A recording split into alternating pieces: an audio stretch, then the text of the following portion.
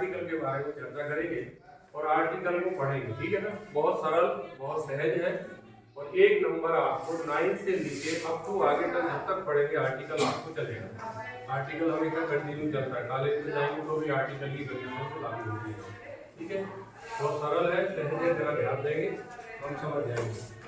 Article, अगर इसका हम हिंदी विच्छेद करते हैं तो आर्टिकल का मतलब होता है अग्रशब्द। अग्र मतलब आगे लगने वाला शब्द या अक्षर, है ना। तो आगे लगने वाला अग्र शब्द कहलाता है। ये सिर्फ अंग्रेजी के अलावा आपको किसी भी भाषा में नहीं मिलने वाला है। एक अंग्रेजी ही ऐसी एक भाषा है जिसमें हम आर्टिकल का अध्ययन करते हैं, बाकी किसी भाषा में आर्टिकल नहीं लगता, ठीक है ना। क्लियर हो गया ना। आर्टिकल सिर्फ अंग्रेजी में लगता है, इसको हम आर्टिकल को बोलते हैं अग्र शब्द। अब आर्टिकल दो प्रकार के होते हैं। कितने प्रकार के? दो। सब बोले कितने प्रकार? दो प्रकार के होते हैं। कौन कौन से होते हैं जरा देखें। एक होता है डेफिनेट आर्टिकल और एक वेरी गुड। ये अपन ने कल थोड़ा सा पढ़ा था, वेरी गुड। अब देखिए डेफिनेट आर्टिकल और इनडेफिनेट आर्टिकल। डेफिनेट का मतलब होता है निश्चित और इनडेफिनेट का मतलब अनिश्चित। इसके अंदर ही पूरा सार है।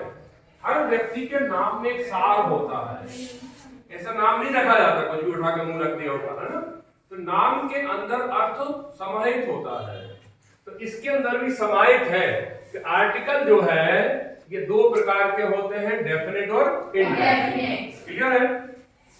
अब अगर हम डेफिनेट की बात करें तो डेफिनेट आर्टिकल में आता है दा, इसको हम दा भी पढ़ते हैं और दी भी पढ़ते हैं।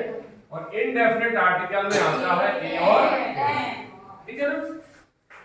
तो दा और दी तो ध्यान रखना है, जब भी हम कोई कंसोनेंट से पहले लगता है तो वहां हम दा पढ़ेंगे और जब वॉवेल से पहले लगेगा तो दी पढ़ेंगे। जैसे दी Apple, the aeroplane, the orange, है ना, एस्ट्रॉल। इसमें हमें कंफ्यूजन नहीं होना है, ध्यान रखना है, क्योंकि हम अंग्रेजी पढ़े और अगर कोई सुने तो ऐसा उससे ना लगे कि बच्चे को ये नहीं मालूम कि दा और दी कब बोलना है। ये हमारे अंडरस्टूड की बात होना चाहिए। जैसे ही कोई वॉवेल से पहले शुरू हो तो तुरंत हम उसे दी एप्पल बोलना है, दी एरोप्लेन बोलनी है, दी एलिफेंट बोलनी है, है ना। और कंसोनेंट से पहले होगा तो हमें दा बोलना है। क्या बोलना है? दा। दा।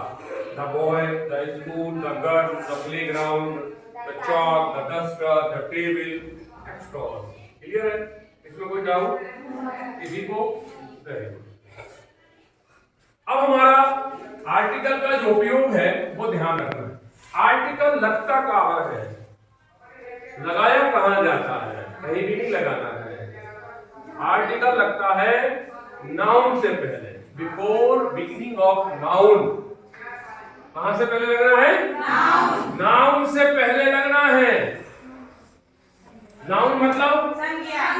संज्ञा का मतलब वस्तु, हाँ, ये हमने पढ़ा है पहली, दूसरी, तीसरी, चौथी। Noun is the name of person, place और थिंग। अरे इस डेफिनेशन को चेंज करिए, भूल जाओ ये, ठीक है ना।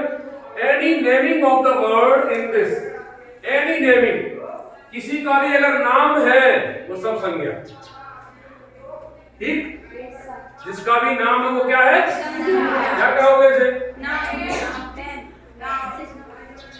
नाम बताओ। क्या है?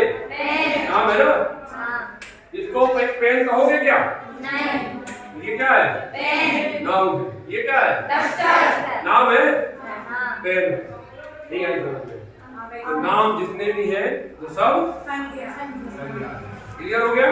तो any naming of the word, world में जितने भी नाम मिलेंगे आपको, जिनका नाम है, जिनके नाम से इसे पुकारा जाता है, वो सब क्या है? संज्ञा। Noun is the name of person, place. इसको क्लोज कर दीजिए। एक नई डेफिनेशन आती है कि जो भी जिसका नाम है, जिसको नाम से पुकारा जाता है, वो सारी चीजें काय में चली जाती है? संज्ञा। अब इनसे पहले हमें आर्टिकल लगाना है। आर्टिकल चाहे वो डेफिनेट हो चाहे वो इनडेफिनेट। आर्टिकल दो ही है, डेफिनेट और इनडेफिनेट, ठीक है ना। अब संज्ञा से पहले लगाना है तो अब नाउन भी यहां देखेंगे हम तो दो प्रकार के नाउन होंगे, एक होगा काउंटेबल